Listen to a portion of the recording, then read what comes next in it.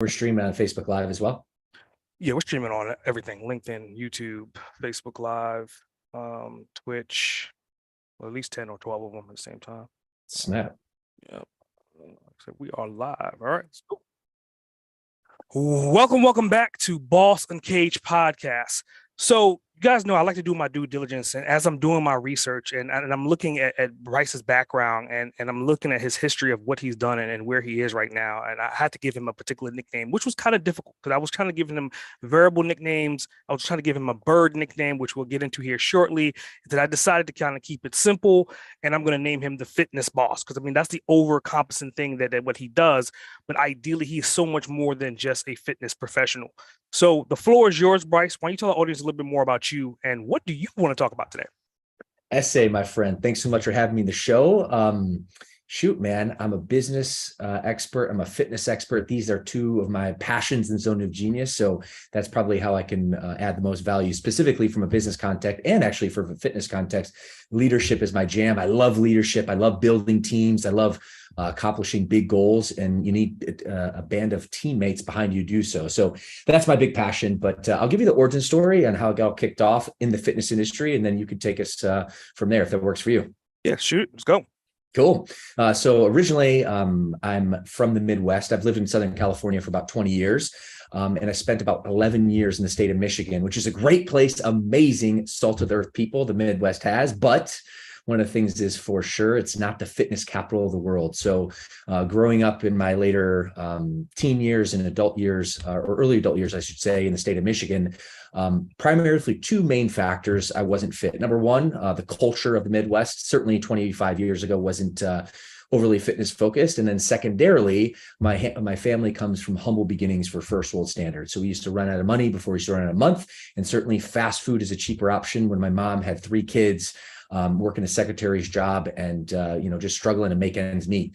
So that was how my life progressed. Not really too focused at fitness. I was about 20 pounds overweight, very little muscle mass in my body. And I lived that way up until I was about 21 years young. I got an internship, which led to a full-time job in Los Angeles, California. I was excited to be in LA, the palm trees, the beaches, the blue skies, all that California has to offer, except LA can also be the plastic capital of the world, especially when you're 21 years old, 3,000 miles from home, don't have professional skills to offer the world. And, quite frankly, I say I did not have fitness in my life. I didn't have the energy, the confidence, enthusiasm.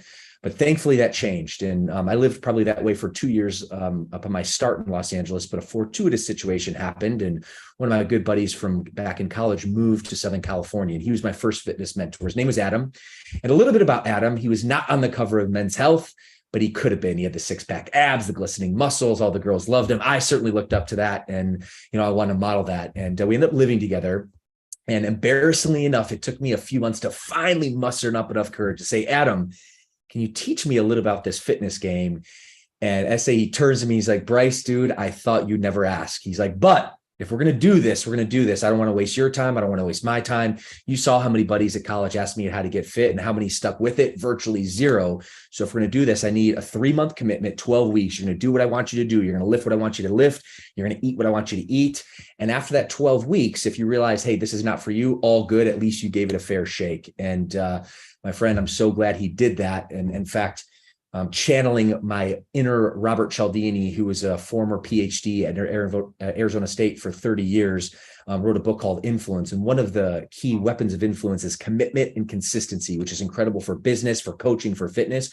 When human nature, when someone gives you their commitment, they are internally inclined to actually stay committed with that. And that's a really great coaching tool that I've used in fitness and business. So he got my commitment. I basically took action. And the first couple of weeks, I was excited, just like anyone starting a new fitness program. But then the reality set in. The muscles were sore. I could barely sit down on the toilet. But thankfully, I kept on putting one foot in front of the other. And really what Adam did over those 12 weeks, actually 2 years, but hyper-focused 12 weeks. And then really over a period of 2 years when we worked together, he introduced me to lifting weights, circuit training, clean eating, but most importantly, coaching and accountability, because really that was the secret sauce to my success. Because I would love to look you and your audience in the eye and say, hey, I'm this awesome guy. I would have done it by myself, but my friend, I cannot do that for you. That coaching and accountability really allowed me to follow in and really take advantage of the coaching program and really get the result I was looking for. So to put a bow on this, After the 12 weeks, did I get the physique I was absolutely looking for? No, although in the famous words of Tony Robbins,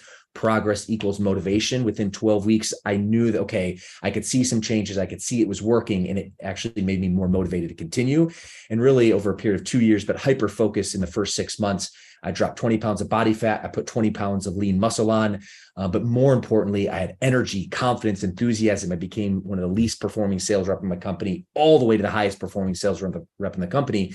And that really is what set the foundation for fitness. It inspired me to become a fitness professional and then really pursue a career and really develop our brand into an international franchise. So that is my origin story, my friend, and happy to continue on. Yeah. So I mean, I'm listening to the origin story. So let me paraphrase this in an abbreviated version, right? So what I'm hearing is that you are an artist, but you're more so an artist for leadership, and what you paint with is essentially through fitness. Like, is that correct? Ooh, I love that analogy. Absolutely. Got it. So I mean, with that, I mean, that's a heavy task to carry around. And I think that's why you kind of got into this. So I want to talk about this because I mean, you said a couple of the key words from this early on. I want you to talk about what does this mean, and how does that work with your style of leadership in helping entrepreneurs in the gym industry? Totally. Well, I love me some DISC. In fact, I've been a student of it for over a decade, and we appreciate you doing your research. This is awesome. We really joined forces with a program called Take Flight Learning, which really does a great job of pairing the individual personality styles of D, which stands for dominant, I for interactive, S for supportive, and C for conscientious. The value of that is there's 4 major personality styles that pretty much every human has. We have a couple dominant traits and also a couple recessive traits as well. But DICS, some people can remember that, but really human behavior remembers best on the metaphors, kind of like you painted that beautiful metaphor about me being an artist with leadership as my focus, etc. So the D, we actually tied an eagle to, because an eagle is dominant, assertive, bold, brave, etc. And I is interactive, the life of the party, if you will, which we've used the metaphor for a parrot. A parrot is the life of the party, interactive, sings, talks to each other. S is supportive. Think of the international peace symbol of dove. Really easy to remember there. And then C is conscientious. The owl is the wise owl, the analytical owl. So we have an eagle, a parrot, a dove, and an owl. And those are the 4 personality styles, kind of using the metaphor of birds, which really makes it a lot easier for humans to understand. And really kind of put a bow on really the passion and why we use DISC is because first and foremost, when you're leading people, not machines. So people have different emotions and thoughts and desires and beliefs and fears. So it's really important from a leadership perspective to understand people. Also to understand yourself first and foremost. How do you think? What's your natural personality style? How do you typically, gravitate to this situation or that situation? And not to oversimplify it, but again, there's 4 major type of categories. And for me, I'm high D or high eagle, and then a secondary parrot or secondary I for interactive. And knowing myself and my style, that allows me to better communicate with my team, also lead my team. And that also goes true around the organization. So to put a bow on this, putting an understanding of your personality styles, having a good understanding of yourself really sets yourself up for way better leadership experiences. And that way you can lead yourself and also lead your organization. Wow. So I want to peel back that onion a little bit more, and I want to make it even more simplistic, right? If you could then define yourself in 3 to 5 words, again, going with the philosophy of this, what would those 3 to 5 words be to define you? Assertive, brave, daring. I could definitely see that. I mean, so part of doing my research, I actually listened to, I think, a couple episodes, but I think my favorite episode so far was the one with you and your brother, episode 92. And you guys were talking about like the 4 birds. You're talking about this, which we're bringing up right now. But it was it was an interesting conversation because, again, your brother, he's an eagle owl, you're an eagle parrot, but both of you are byproducts of a dove. So like, how did that work? I want to talk about you guys growing up, and you talked about your sister as well. Like, what kind of kids were you guys growing up in the early days? And again, you were born in Atlanta, right? I was, yeah. First 10 years were in Atlanta, Georgia. So yeah, that's where I'm based out of right now. So we get a lot of respect for the South. Yeah. So let's talk about this. Talk about like how does a dove deal with essentially 3 eagles in one household? Ooh, that is an incredible question, my friend SA. And honestly, this is why doing the DISC, a handful of years ago, and having an understanding of my bird profile and my just style to begin with has really made a huge difference on my own self-knowledge, but also too on how I interact with other people. To answer your question, I have no idea, but really when I understood, we actually went through the DISC profile and realizing that my brother and I are high eagle and then my mother is this sweet, supportive dove, made all the difference in the world. We've always had an incredible relationship. My mother's salt of the earth, so caring, so loving and supportive, as you would imagine what encapsulates a dove's personality, but also too, what she used to refer to Barrett and I when we were growing up, my brother, as bull in a china shop. So basically just abrasive and direct and fearless, etc. And that actually, the D, the eagle, if you will, and the dove, they're actually in the opposite sides of the spectrum. So a lot of their personality styles are really actually opposite. The way we learn things, the way we react to things, the way we interact with things are actually very, very different. So it was definitely that side of things was a bit of a challenge, but later in life and having a better understanding, have a better maturity, have a better self-awareness, it's actually provided a lot of space and patience because now I can understand how my mother, we call her Mother Dove, operates, and then vice versa. So it's been really, really impactful. But very candidly, without that knowledge, there was a lot of run-ins when we were younger that we used to butt heads and clash, and really it just came down to the personality styles. Wow. So let's keep going down to this rabbit hole a little bit. So, I mean, it was a video that you did on Instagram and you came up with this term, and the term was boomer fitness. So I want you to think about this, like, okay, your mom falls into that boomer category, but was that video more so for the boomers, or was it more so to educate the business owners of gyms to understand that the boomers are wanting to do more working out and live a little bit longer? The latter, for sure, because a lot of my content that I'm posting on social is more from a business perspective. Certainly fitness is my art, if you will, but I'm teaching, thought leadership and business and entrepreneurship and marketing and coaching to our Fit Body Bootcamp owners, but also to other potential franchise partners who want to join our brand within the Fit Body Bootcamp ecosystem. So really that content was put out to really showcase the huge opportunity, because from a marketing perspective, one of the biggest mistakes business owners do is they come up with a product or service, an idea, but they don't really think through who their dream client is, who their avatar is.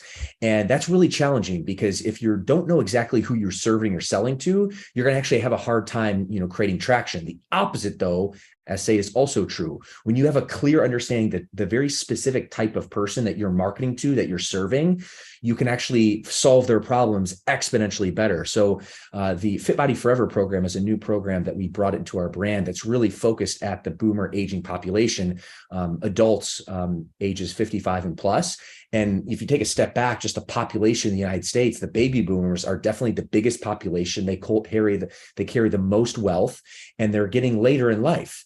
So when you think of fitness, most people think of, people in their 20s, 30s, trying to get into skinny jeans, six-pack abs, which there's certainly a lot of demographic for that. But the reality of the situation is the demographics in the United States right now, the vast majority are getting older. So we have a duty, obligation, responsibility to create a program to service those type of people, our dream clients within the baby boomer population. The program is called Fit Body Forever.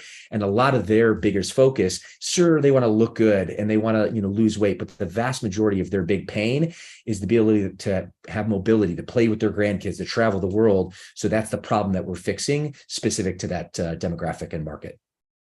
So, I mean, going down the whole of demographics and markets, then I would think that your core customer segments will probably be like the X and Y generation, right? You can correct me if I'm wrong, right? Yep. And so let's talk about like your franchise. I mean, obviously, when you're talking about business, it's a renewable model that can be scaled, and you're doing it, over and over again. So I want to talk about like your buy-in. Essentially, is less than 50,000, and what does a business owner get with that franchising option? Totally. Well, I think it's, first and foremost, access to our business system. So we have a paint by numbers approach. We've been from a company perspective, operating Fit Body Bootcamp since 2008. The first few years were a licensing model. In 2012, we transitioned to a franchise system. And, with a lot of institutional knowledge, a lot of experience over a decade in the franchising business, comes with a lot of knowledge, a business plan, specific the game plan in order to run a successful business. Specifically towards the buy-in, you get your protected territory, which is really important because in franchising, especially in the gym space, you have a 6-mile covered radius, which protects any other Fit Body Bootcamp from coming into your territory. So that's incredible.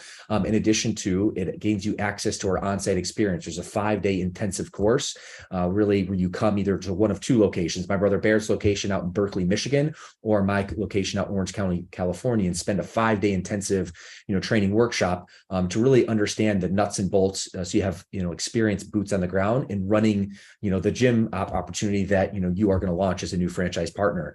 In addition to this, you get access to our franchise business coaching team. We call them CAP coaches, coaching and profitability for short.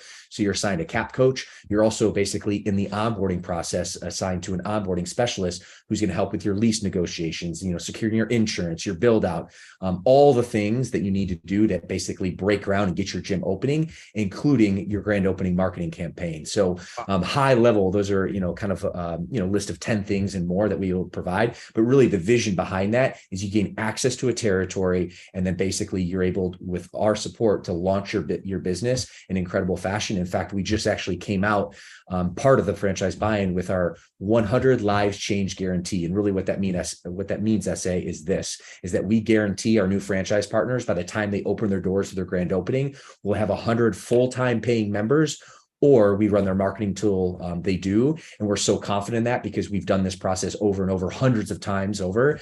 And as long as the owner comes in, does the work, does what they need to do, our gyms are opening in incredible fashion. And that all goes into what that buy-in includes. So, I think one of the key words that you said is the game plan. And it kind of goes back to a statement that you had made, I think it was in a TikTok video, and you were saying that you must start playing the long game. So I want to talk about like what is your long game plan for this particular business model with those particular people that are buying the franchises? Is it an option for them to buy multiple locations? And what's your scale plan for that? Totally. And that's actually what we're seeing with like our increased support and success, just even in the last 3 years since COVID. Despite that, we've built an incredible infrastructure in many ways, not all, but in many ways. It was actually a blessing from the innovation that we were able to, execute as a result of that. But really what we're seeing is a lot of new franchise partners are coming in. They're gaining incredible traction, not only from our 100 lives change guarantee, which is basically that grand opening guarantee that we just talked about. But then ultimately they are just, continuing on their business growth. And we actually have a couple out in Cincinnati, Ohio. They just opened their first location 12 months ago, but with the success they've had, they're now in the process of purchasing 2 other territories. So the game plan is there. The formula for scale is there, but it also really too depends on the type of person and that the type of person for a new franchise partner, what their specifically dreams, aspirations, and goals are. And I think of a couple different people as an example. I got in this business before I started representing HQ, and I really wanted to build a fitness empire. So between the years of 2012 to 2018, before I worked at our headquarters, I scaled to a handful of locations, brought my family involved, my mother, my brother, my sister, as we talked about. And my role completely changed from the initial days of me coaching all the sessions, then to basically being a manager, running one location, and then now building a team of people and other managers to open other locations.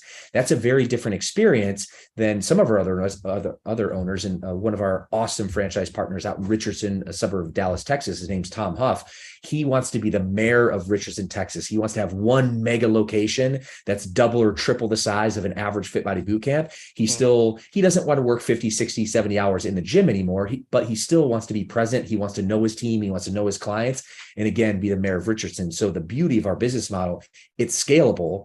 Depending on which way you want to go, you can scale to multiple locations, or you can basically be the mayor of your hometown, build an incredible fitness and fat loss community, and be really fulfilled for that. So the value is we have the plan, we have the model, but it can be adjustable depending on our franchise partners' goals, dreams, and aspirations. Wow.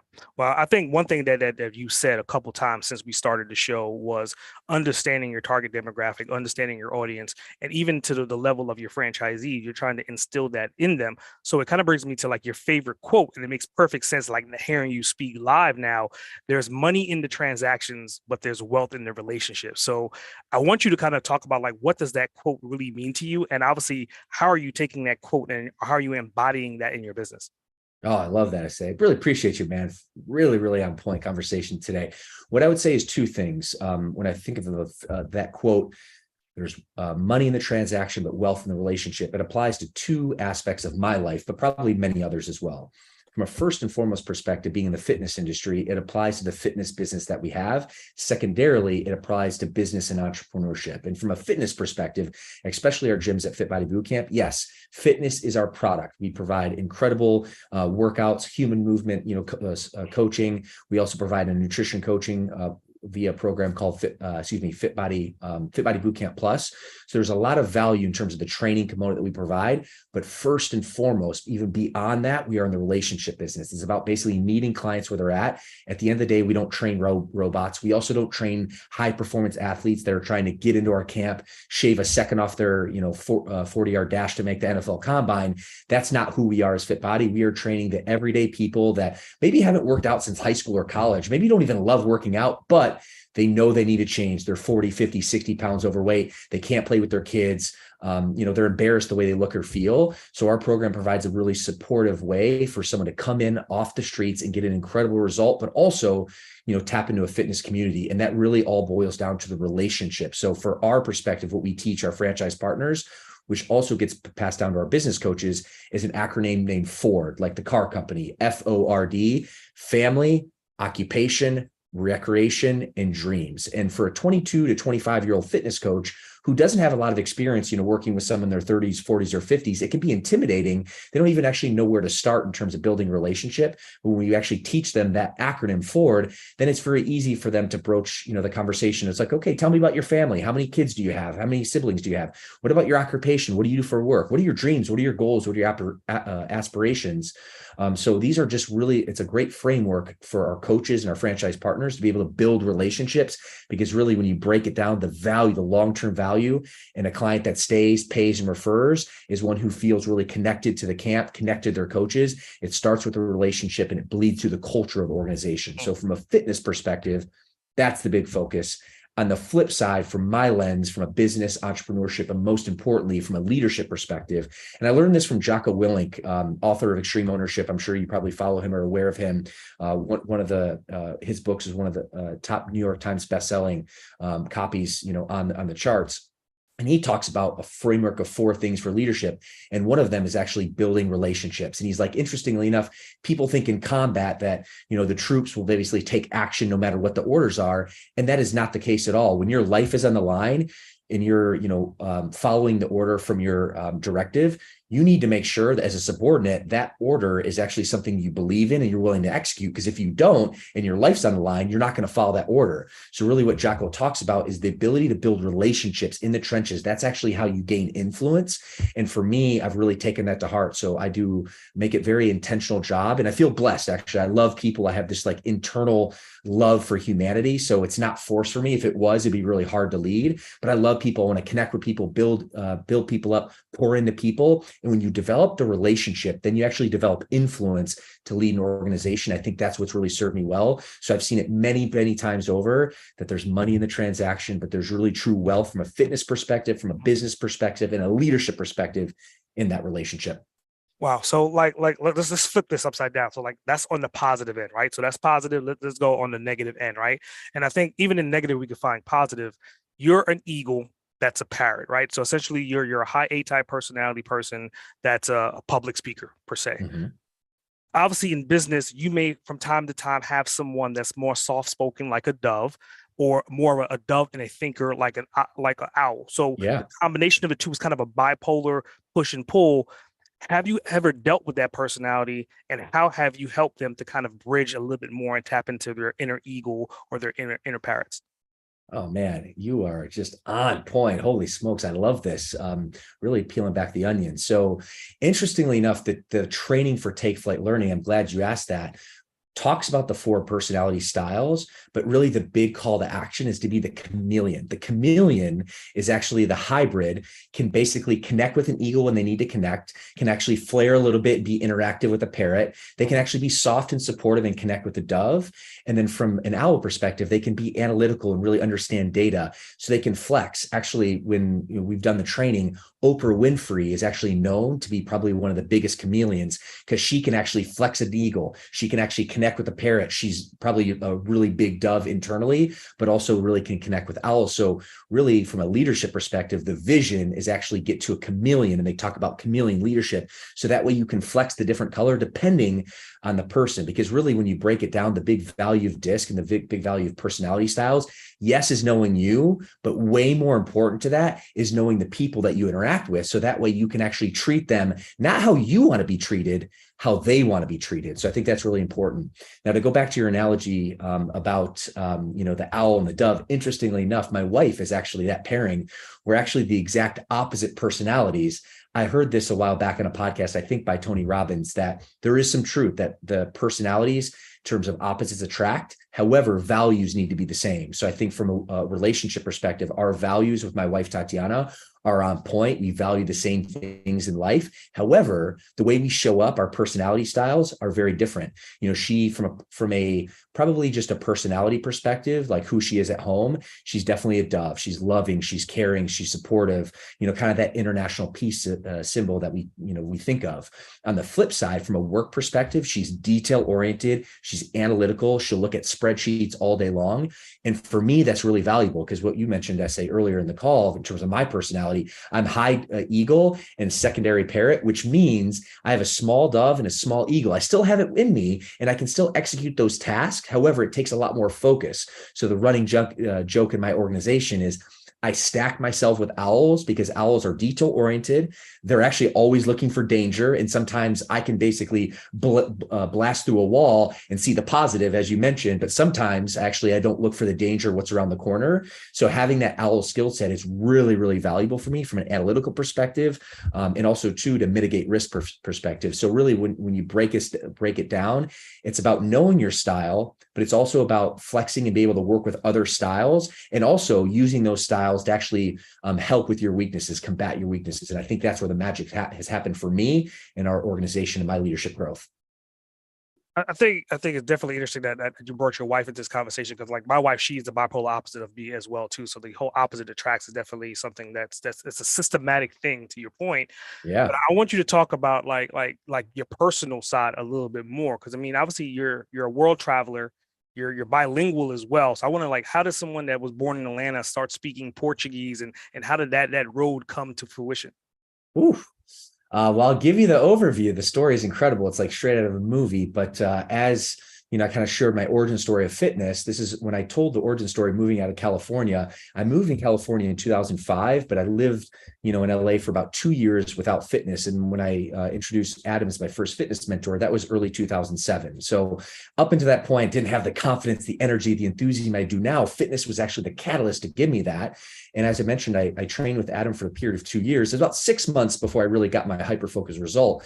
But as a result and a byproduct of that transformation, I had more confidence. I decided to take more risks and adventures. I had more belief in myself. So growing up in at least 10 years in Michigan, my Decembers during Christmas time were shoveling feet of snow. And I still have a little PTSD because cold weather is not my thing. When I grew up in Atlanta, Georgia for the first 10 years, my parents split. I went kicking and screaming. I did not like the cold. So I took the first opportunity I could to get to warm weather. And, in my, as I, went through my transformation, I realized, I want to travel the world a little bit. So my buddies decided to take a trip to Rio de Janeiro for Christmas of 2008, which is obviously the end of the year, December timeframe. So I put myself on a flight, and I'd always wanted to learn another language. I didn't know exactly what it was. I was a giant Kobe Bryant fan, even from the Midwest. I love the Lakers. I love Kobe. He's full ego, his personality determined. He's a winner. I also love not only, his dominance in the sport, but many people don't know this. Kobe Bryant could actually speak fluent Italian. For 6 years, he lived in Northern Italy. His dad played professional ball, wasn't good enough like Kobe was to make the NBA, but played in the Italian leagues. So I thought it was the coolest thing ever to see this icon dominate the landscape of basketball, which I loved, play for the Lakers. And then after where he'd win, depending on the day and depending on if he had time, he'd give an interview to the Italian press in fluent Italian. In essay, I thought that was the coolest thing ever. So that was kind of like in the back of my mind. And when I took the trip to Rio de Janeiro, it was summertime. I arrived there at the end of December. It's this like weird feeling because like all in part of me thinking it should be a foot of snow on the ground, but it's actually like 90-degree weather. And it was just love at first sight. The Brazilian, the culture, the way they move, the rhythm in the culture, the samba. I was always attracted to that. I was also a big soccer player growing up. So I always loved, soccer and their dominance in the sport. So for me, it was just love at first sight. And I realized, you know what, this is the language I want to learn. So I went back to California and arranged some affairs, and turns out took an opportunity to move to an island in the very south of Brazil called Florianopolis. And to put a bow on this story, about a week before I leave, I had let all my family and friends know what I was doing and why. But about a week before I leave, I sent an extended email to all my extended family and friends. And I kid you not, a few days before I left, I get an email back, or actually a text message back from my buddy saying, "Hey, this is Steve, Mark's buddy." I was like, "Oh, what's going on, Steve?" He was more of a friend of a friend. But when he introduced himself via text, I was like, "Oh, what's going on?" He's like, "Well, interestingly enough, Mark just sent me this email that you're moving to this place called Florianopolis, which is an island in the south of Brazil." I'm like, "Dude, I'm freaking going like in 3 days from now." He's like, "This sounds wild, but I know a girl that actually lives in the island I went to college with. I'll put you in touch." So it turns out he put me in touch. We sent a few emails back and forth. And then when his friend said, "Well, I grew up in this island, actually can introduce you to some people. And depending on what time you get in, I could potentially even pick you up from the airport." And sure as day, sure, if you could believe this, I basically take a flight 7,000 miles away, mid-August of 2010. And my wife, Tatiana, is picking me up from the airport. And that's actually how we met. Nice. I was like, okay, based upon her name and based upon the story dialogue, I'm hoping that was the connection that we was going to make. So I'm happy that we went down that road. So, I mean, obviously you found your wife on the adventure of life, right? So, I mean, that's a great way to find her, by all The means. adventure of life. Yeah. Yes. I want to talk about like the adventure of like business, right? So, I mean, obviously you told your story about the journey of how you found your wife. It's a hell of a story, but how long have you been on your business journey? Like, is it 10 years, 15 years, 20 years? How long from the time that you decided to get into what you're doing right now to where you are right now? Well, it's interesting. I always knew in every fiber of my being, I wanted to be a man of means. I was better than my circumstance. I wanted to, prove my father wrong. I wanted to prove my friends wrong. I wanted to go out and make something of myself. So I always had that internal passion. I put myself through school. I used to donate blood plasma. I worked 15 odd jobs through my high school and college, which many of you in your audience can relate to. But I didn't take school overly serious. I looked at it as a means to an end. So I got a 3.0. I'm happy to report, I did that. But I wasn't like an all-star A+ student by any stretch of the imagination. I knew, though, I had some institutional knowledge that my learning path was actually going to start after college. So the semester I graduated, I start reading business books. I ended up reading a book by Donald Trump, The Art of the Deal, and another book by Robert Kiyosaki, Rich Dad, Poor Dad. And those two books really shifted my mind in terms of business. And then I decided, you know what, business is something I want to pursue. And I got an internship the summer before I graduated college, which I alluded to earlier, which then ended up turning into a full-time gig. This is in 2004. So I graduate from college, I got an internship, turns into a full-time gig. I get infatuated with business and I realize, okay, this is something I want to explore. I figured I wanted to be an entrepreneur, start my own business, but I also realized in taking Robert Kiyosaki, who's the author of Rich Dad, Poor Dad, his advice, the number one skill set that you need to acquire in order to be a business owner and entrepreneur is to be able to sell. So I ended up working for a company that doing sales, what I articulate that was actually really bad at first.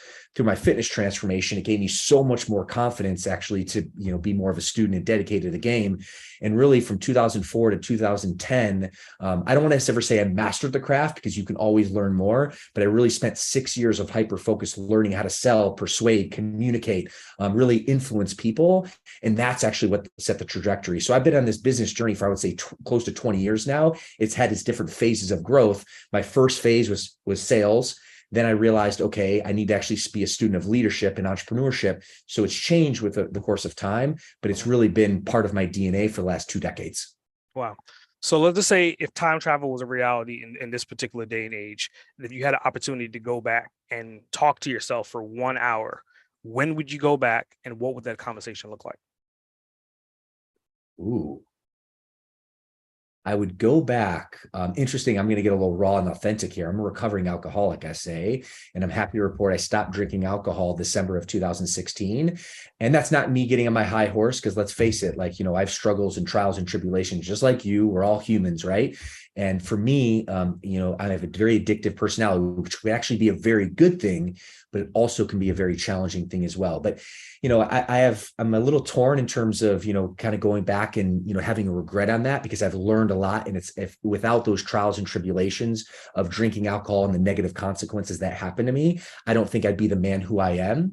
But to that point, if I had a crystal ball and I realized, okay, this could actually get me on a better path quicker, I would go back to my younger self when I was probably 20 years old and say, hey, Bryce, I know you want to fit in. I know you want to, kind of be part of the crowd, but put down the bottle of alcohol. That's not for you. You're going to basically streamline your success way more, add way more value to your family, to the world, if you actually emit that from your life.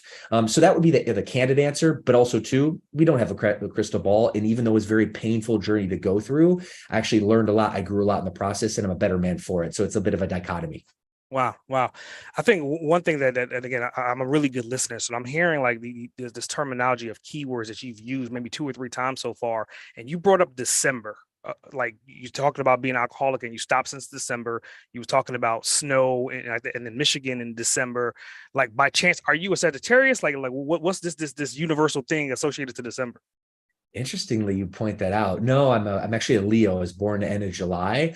I'm not huge into astronomy. My wife is, though, and she says I'm a purebred, like pure cut Leo, like just my personality style. Interestingly, I think actually, living in Michigan and understanding like the dichotomies of the weather, I'm always thinking of weather patterns. I'm really attracted to warm weather and the heat. I also think of the cold. So part of me actually is probably, the way I think about climate and about, warmth and energy is probably actually what it comes down to. That's actually why, to your point, I was super impressed back when I, lived in Michigan, but then I moved to Brazil. Like December, the same month, had very different meanings. And I think that's really insightful that you point that out. So I'm actually going to think on that some more. Yeah. I mean, I was just listening. I was like, it's like the key parts of your life are happening in that month. It's kind of like, Yeah, your landmark month, right? So it um, is.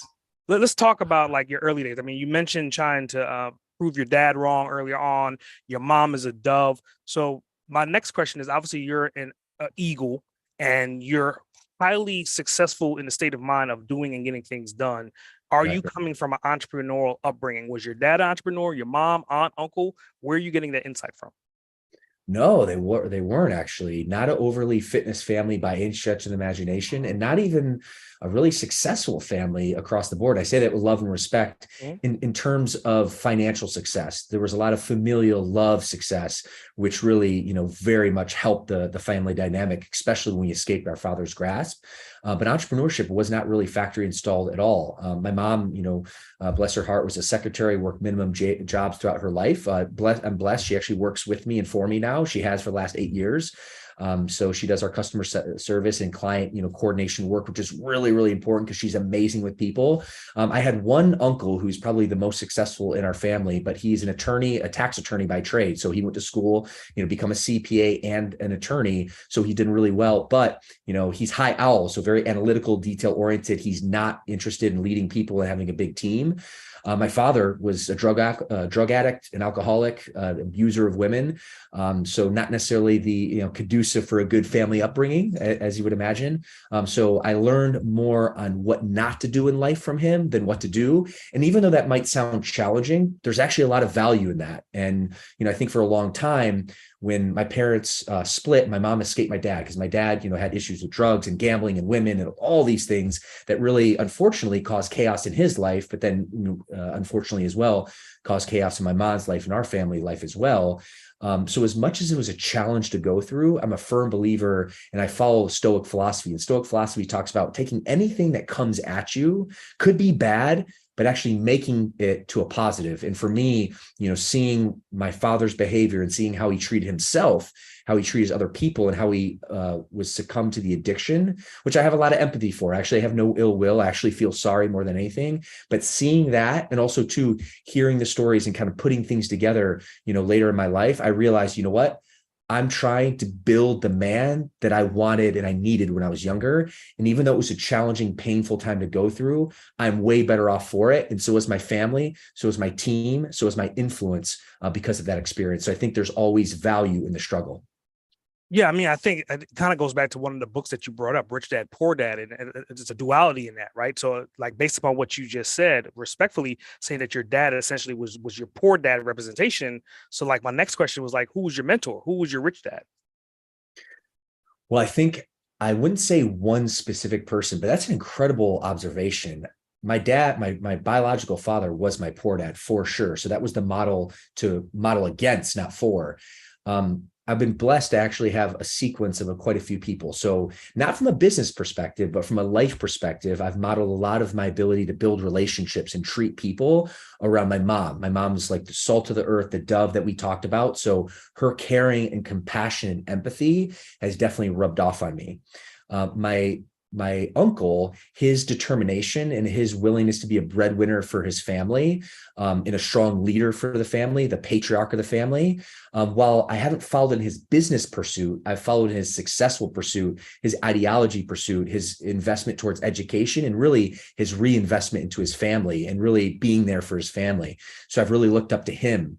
I have two business mentors. One, the founder of Fit Body Bootcamp, who is a business partner of mine, a dear friend of mine, and is still a mentor to this day. He taught me about belief in entrepreneurship and specific marketing. And my first mentor from a business perspective worked for the company Dream Careers, which is the company that I did sales for when I first moved to LA for the first 10 years of my experience here. And I learned a lot about leadership and about vision. He was an incredible visionary. And I would imagine he was very similar to like a Walt Disney type of character who today, I'm sure if you were in a room with Walt Disney, I mean, yeah, you had his raving fans, but you had some people in his following being like, this guy's like off the rocker, out of his mind. But his strong vision, his strong leadership obviously helped him manifest his vision. And I learned that from Eric. So I would say I pieced together quite a few different rich dads, if you will, and varying disciplines depending on what I was trying to learn from that individual person. Yeah, so let's just stem off of that last word that you said about discipline. And I want to talk about like your morning routines. And you did this video, I think it was a YouTube video, and you were talking about, okay, before 6 o'clock, you're lifting and then you're hitting the cold pool, right? So I want you to talk about these things. I mean, like, are you more so like a gym rat early in the morning and then you're hitting the pool to kind of get the endorphins running? Or like, what does your morning routine really look like? Yeah, well, I think actually you unpeel that because it's an incredible question, but really like, why do I have the discipline to have the morning routine? And really what I'm trying to do, SA, is I'm trying to build myself up and create more confidence in my life. And I'm really a big fan of believe in physics. I'm a huge Elon Musk fan and have a physics framework. And there's something very true about momentum. I'm a huge sports fan as well, as I talked about Kobe Bryant. And you can tell when the momentum shifts in the game. There's a real thing about momentum. It's energy, it's force. And for me, I create energy and momentum in the morning. So I get up at 4 o'clock every day and I'm ready to attack it. And I do two hard things that I do not want to do every single day, but I do them anyway. I get a 35-minute circuit training session in. I lift weights and I do cardio for a half an hour, about 35 minutes. To really kind of get my mind, body, and soul moving. I get my, heart and lungs pumping. I get the blood flowing. I get a good pump in. And then mentally, I stimulate my mind, especially when I do a 15-minute, running circuit. And that basically invigorates my mind, body, and soul. And that's a hard thing that I don't want to do, but ultimately it's become habit. And I do because it builds my confidence and really creates momentum. The second thing, as you refer to, is I hit the cold plunge. And I live in Southern California, so I have no complaints there in terms of weather. But contrary to popular belief, in the mornings and the evenings, because we have dry weather, it's not humid here, it gets cool even in the summer, but specifically in the winter. And interestingly enough, I actually have a cold plunge. It's called Cold Plunge, which is the name of the unit being arrived today. So being that we're kind of mid-February at the time of this recording, it's going to get warm in the summer months. So I want to make sure that I really have, a really cold type of experience that I can submerge myself every day. But I do that because, number one, the physical benefits from increased immunity to decreased inflammation, to increase collagen production in my skin. There's just a lot of holistic benefits to submerge yourself in cold water for upwards of 3 minutes every single day. There's other, forms of dry cold treatment called cryotherapy, which I actually used to have a business before I winded up down operations. So that's really, really good from a physical perspective. But I would say, SA, probably the biggest value I do it for is the mental perspective. I know that most people are not willing at 5 a.m. when it's freezing cold to submerge themselves for 3 minutes in freezing water to about 45 degrees. And when I do that, not only get the physical benefits, but I get the mental benefits, because when I do that, it gives me the confidence, it gives me the edge that if I'm willing to do this, I'm willing to do whatever it takes to win. And for me, those are the two key components of my morning routine, which set me up for success so I can dominate the day. Wow. Wow. So, I mean, I think that's a hell of an insightful way to kind of represent what you're doing with your clients. I mean, you're using the disc to help them build confidence in the structure of their business, but ideally then you can help them scale. So my next question is, if you're talking to your ideal avatar and they're listening right now, as the X generation, as the Y generation, and they're thinking about getting into gyms or thinking about getting into franchising some kind of workout routine or regimen, what words of insight do you have for them? There's no need to reinvent the wheel. There's another famous quote that I love by Tony Robbins: success leaves clues. And I'm a huge believer in modeling success. So whether you want to, take action like I did as a franchise partner when I first opened my first gym in Southern California in 2012 within the Fit Body Bootcamp brand, which had a paint by numbers, system done for you. That's a very direct way of modeling success, and a very productive way and very effective way of modeling success. The other side of it, though, is you can just glean lessons from people, model their behavior, and then make it your own. So there's a few different ways to skin a cat, but I'm a really, really, really, big believer in modeling success. If you are interested and you're my dream avatar looking, to potentially own a business, start a passion-based fitness business, there's 3 qualities and characteristics that we look for, which also will be able to provide you a lot of guidance, whether you join Fit Body Bootcamp or open your own gym. But by far the most successful franchise partners embody these 3 qualities. And they are, number 1, passion about people and passion about fitness. And we talked about this earlier. First and foremost, in the fitness industry here at Fit Body Bootcamp, we are in the people industry first. We are in the relationship business, the connection business. And yes, we have to have the fitness framework and you have to be passionate about fitness, but really you need to be passionate about both. Okay. That's fundamental to be successful in the fitness entrepreneurial space. Number 2 is coachable. The clients who get the best results when they come into our Fit Body Bootcamp gyms are the ones who coachable, that come 3 times a week, that follow the coaching, that join the Fit Body Bootcamp Plus nutrition coaching program. Those clients get the best results. And it's the same with our franchise partners. The franchise partners who basically take action, follow our coaching, and swim towards the proverbial HQ or headquarters helicopter are the ones who actually achieve the most success. And the last, number 3rd thing, and it goes back to leadership, is a growth mindset, because we have the playbook, we have the game plan, we have the SOP or the standing operating procedure on how to run the game and the business. But there's always a disconnect between having the formula and having the leadership skills to actually execute the formula, so you can lead yourself first and foremost and then lead others. So it really comes with a growth mindset, which really is the spirit of leadership and entrepreneurship, because leaders are learners. Well, I think for the person that's listening right now, kind of going off of I want them to realize that you're the gleaming light of a sunrise coming over the horizon line. So in that moment, what you just said should have been the light bulb for them. Now they want to contact you. How would they do that? So the best way is our website, which is fitbodybootcamp.com. That's fitbodybootcamp.com. And you can learn all about our brand there. But aside from that, I would love to continue to add value to you and your audience. So you can find me at all social media channels, whether it be Facebook, Instagram, LinkedIn, etc., at Real Bryce Henson, not to be confused with fake Bryce Henson. So that's where you can find me. Very cool. So that leads me into the bonus round. I got a couple bonus questions for you, and then we're getting close to closing out, right? So if you could spend 24 hours with anyone, this person could be someone that's dead or alive. You're going to have 24 hours uninterrupted. Who would it be and why? Elon Musk, no doubt in my mind. The ability for him to have vision on what he's done. His first company, which is, I think, Y2K, I forget the name of it, he sold for hundreds of millions of dollars. He's had so much success since then that the average person on the street has no idea that he sold his first company before then. He started PayPal, he sold to eBay, and then started, SpaceX, et cetera. So the brilliance of this man from a visionary perspective, from an entrepreneur perspective, from a marketing perspective, but then also to a humanitarian perspective. So whether he's very controversial in the last 12 months with media. So forget about that, but just actually think of what he wanted trying to do for humanity. I have a lot of love and respect. And I don't know if actually from a personality perspective that we get along that well. I think, he's very rigid and dry, but at the end of the day, the influence he's had on this planet cannot be understated. And he's going to be looked at and researched, for years to come, just like Benjamin Franklin and Thomas Edison, and the list goes on. So by far, Elon Musk would be my guy. I think it's definitely funny. I mean, I think the attraction and the polarity, because he's a high owl, right? Oh yeah, very high owl. And so you're a high eagle. So it's kind of like you're attracted to your opposite for obvious reasons. It's kind of like, it's not to say that you cannot be that, but you can see that they're doing that so well. And what would it look like if you two were to come together? That's kind of what I'm getting the vibes from you. Amen. Yes.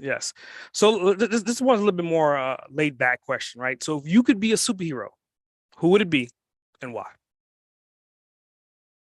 Superman.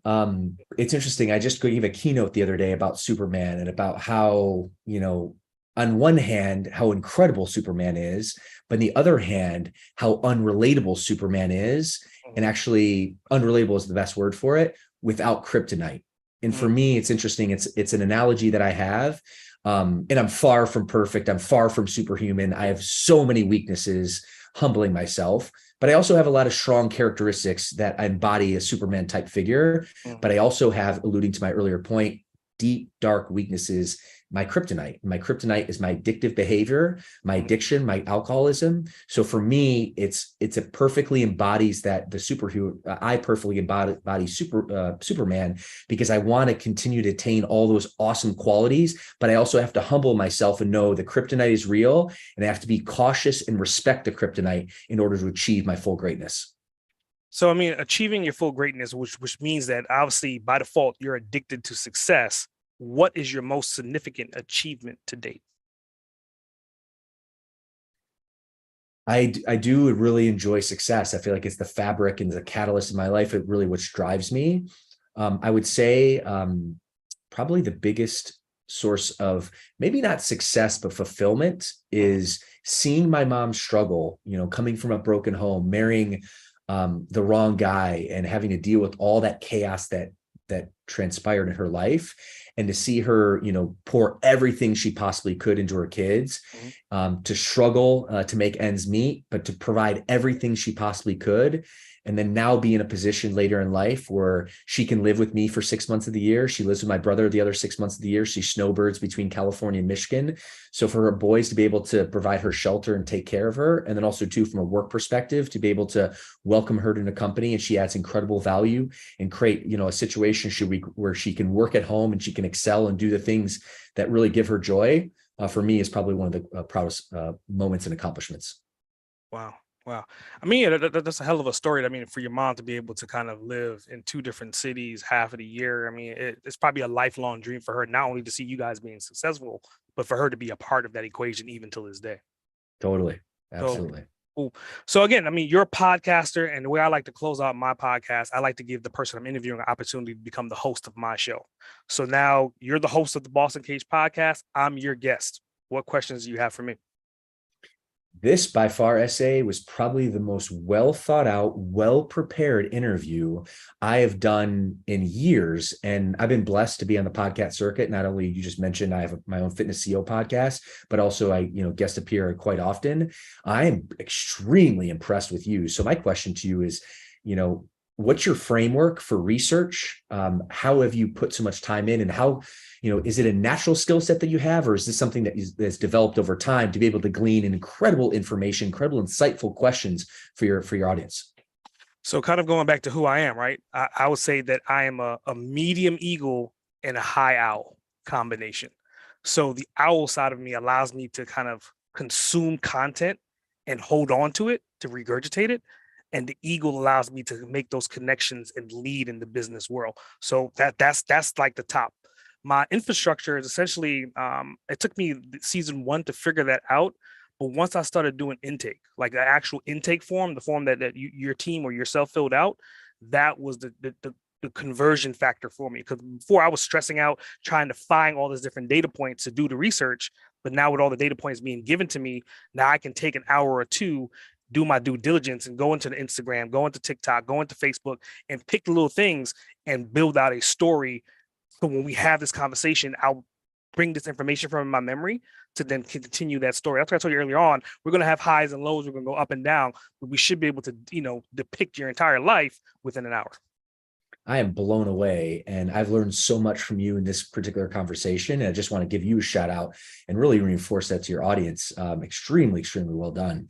My next question for you, probably my last, being this short of time, but what's your big passion? What's your big why? What's your big purpose for this show? And really, what mark do you want to leave on the planet? Yeah, I mean, like the last point that you just said, the mark leaving on the planet, I've always been driven by this, being that eventually my time is going to run out. I had a stroke back in 2018, and I saw that my time could have ended then, and it didn't. So I was like, hey, what am I going to leave behind as far as a legacy? And yes, you can leave behind wealth.